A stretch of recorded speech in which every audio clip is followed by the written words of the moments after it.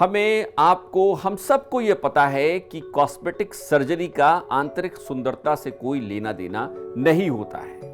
पता ये सरकारों को भी होता है, लेकिन कई बार वो भूलने की दवा ले बैठती है। सरकारों में बैठे नेता हर वो काम करने की कोशिश में रहते हैं जो उन्हें फायदा पहुंचा सके। देहरादून भले ही उत्तराखंड की अस्थायी राजधानी है और इस राज्य का एक खूबसूरत शहर भी है, लेकिन इस बात में भी कोई दो राय नहीं है कि पिछले कुछ सालों में इसी शहर को वोट बैंक की राजनीति के चलते स्लम्स में तब्दील कर दिया गया है। जिन नदियों के किनारे खुले और पाटे चौड़े होने चाहिए थे, जिन नदियों में साफ पानी बहता रहना चाहिए था, उन नदियों को अपने वोट बैंक की राजनीति के चलते नाला बना दिया गया। इन नदियों को सीवर ढोने के लिए मजबूर कर दिया गया और अब आपदा में राहत पहुंचाने का दिखावटी विलाप भी हो रहा है। यह बात समूचा सिस्टम जानता है कि नदियों के किनारे बने अवैध निर्माण और अतिक्रमण के कारण पानी का प्रवाह रुकता है और नदियों का रास्ता सकरा होता है और आपदा की आशंका बढ़ती है। लेकिन इसे रोकने की बात तो छोड़िए, उल्टा मालिकाना हक का मुद्दा जिंदा रखा जाता है। सरकार तो छोड़िए, प्रचंड बहुमत वाली डबल इंजन की सरकारें भी इतना साहस नहीं दिखा पाती कि वो नदियों की कोख को चीर कर बसे इन बस्तियों को हटा सके। शहर के विकास का दंभ भरने वाली सरकारें भी मलिन बस्तियों में बसे वोट बैंक को बचाने के लिए विधेयक का पर्दा सिलती रहती है।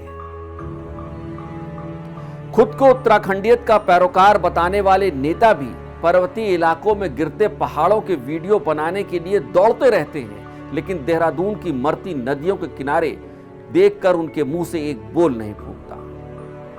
हाईकोर्ट कहता थक गया, लेकिन अवैध बस्तियों को गिराने की रस्म अदायगी से अधिक कुछ न हो सका। हालात तो ऐसे हुए कि यूसेक जैसी एजेंसियों को सर्वे करने के लिए इन बस्तियों में घुसने से भी रोक दिया गया।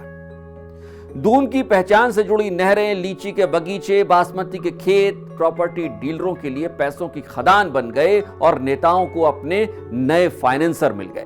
भले ही देहरादून कागजों में सिर्फ उत्तराखंड की राजधानी के तौर पर दिखता है, लेकिन सच ये भी है कि उत्तराखंड में लैंड स्कैम कैपिटल कहीं है तो वो भी सिर्फ देहरादून ही है। हर दूसरी जमीन पर कोई मुकदमा है और हर तीसरी जमीन विवादित है। नदियों के किनारे कब्जे में हैं तो बाग बगीचों को काटकर वहां फ्लैट बनाने की एप्लीकेशन सरकारी दफ्तरों में घूम रही है। कहीं खेतों को प्रॉपर्टी डीलर मोटी रकम देकर खरीद रहे हैं और उन्हें ऊंचे दामों पर रीसेल करके मोटा मुनाफा कमा रहे हैं, तो वहीं बढ़ता शहरीकरण इस शहर की पहचान को ही मानो खत्म करने पर आमादा है।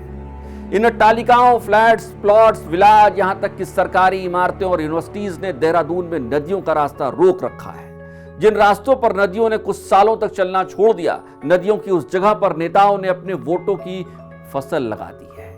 जहां कुछ सालों तक सूखी जमीन रही, वहां दो चार पुस्ते डालकर किसी नेता के प्रॉपर्टी डीलर बेटे ने फ्लैट्स खड़े कर दिए हैं। जिन लोगों के ऊपर कार्रवाई का जिम्मा था, उनके हाथ सिल दिए गए और आंखों पर पट्टी बांध दी गई है। नोटिस भेज देना ही अंतिम सत्य मान लिया गया है और कारोबार मानो चलता रहे, ये सोच लिया गया है। हालात ये हैं कि नदी किनारे निर्माण के सामान्य नियमों की भी अनदेखी की जाती है। आप सोच कर देखिए कैसे नदी के ठीक मुहाने पर ही दुकानें, होटल और होम स्टे बना दिए जाते हैं, लेकिन किसी अधिकारी, किसी सरकार, किसी नेता ने इसे रोकने की कोशिश की हो तो हमें कमेंट बॉक्स में जरूर बता दीजिएगा। जिस शहर की खूबसूरती को बचाकर रखने के लिए सरकार के पास मास्टर प्लान होना चाहिए था, उस शहर में बढ़ती आबादी को नियोजित तौर पर बचाने का मास्टर तो छोड़िए, सिर्फ प्लान भी हो, सिस्टम के पास ऐसा कहीं नहीं दिखता। इस शहर का सच यही है कि यहां मुंसिफ के हाथों में ही खंजर थमा दिया गया है। क्या कोर्ट, क्या कचहरी, क्या एनजीटी और क्या प्रकृति। नेताओं का एक ही नारा, मलिन बस्तियों का वोट बैंक हो हमारा। ऐसे में खुद के अस्तित्व को बचाने की छटपटाहट लिए ये नदियां, खुद को बचाने की कोशिश में लगे ये पहाड़, ये मिट्टी, ये हवा, ये नहरें, ये बगीचे, एक दिन अपने तरीके से अपना हिसाब करने लगे ना, तो हैरानी मत दिखाइएगा।